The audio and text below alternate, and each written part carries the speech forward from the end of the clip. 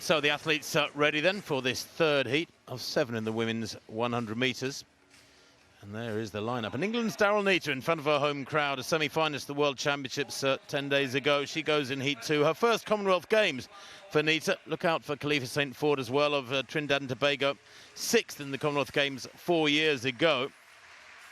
And the Australian Bree Masters, well, 2nd in the Australian Championships back in April.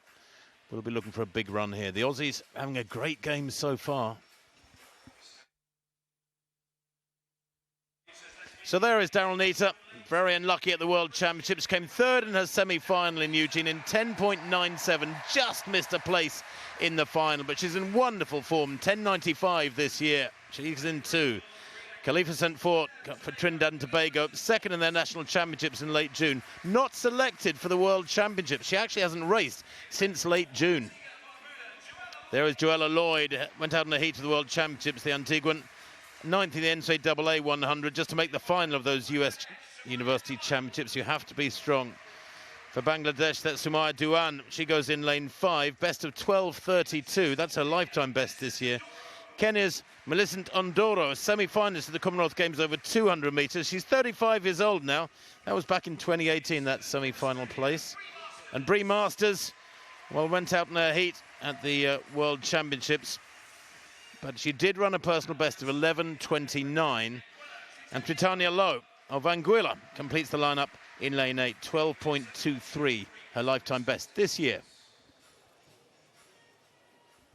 Remember, it is the first 3 who go through by right. We know the first 3 from Heat 1. Nwakocha of Nigeria, Hobbs of New Zealand, and Asher Phillip of England from the 2nd heat. Thompson Hera of Jamaica, of course. Mani Lansikwa of England, and Maximilia Imali of Kenya, who can join them. Heat 3, the women's 100 metres. Neita of England in 2, St. Fort of Trinidad and Tobago 3, Lloyd of Antigua in 4, Dewan of Bangladesh in 5, Ndoro Kenya 6, Masters Australia in 7, 2nd to left, and Lowe to the left for Anguilla. And away they go, and really good pick up there for Lloyd, 3rd from right. Also going well is Neita. Neita to the right of picture in lane 2, storming away with this one.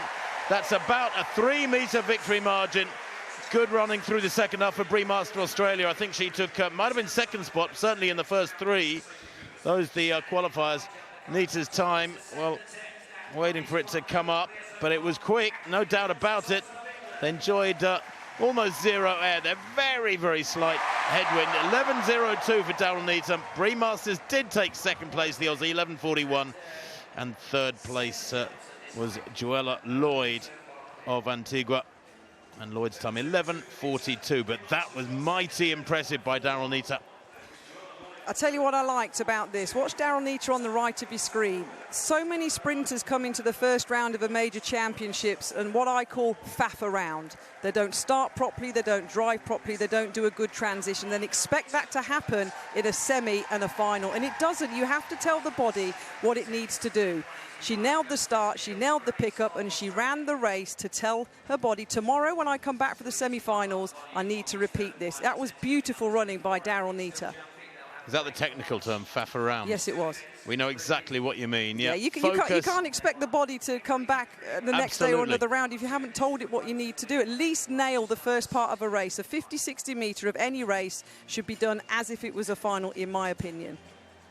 Superb qualifying. The views of an Olympic bronze medalist over 400 metres, who was rather a good phenom sprinter as a 100, 200 metre runner in her young years, Kath, so knows what she's talking about.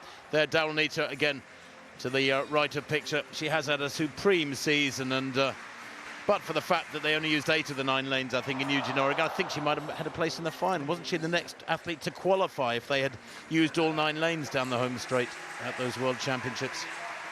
There it is, 11.02 for Daryl Neita. She goes through, the English athlete, with Australia's Bree Masters, and Joella Lloyd of Antigua goes through as well. Khalifa St. Ford, 11.49.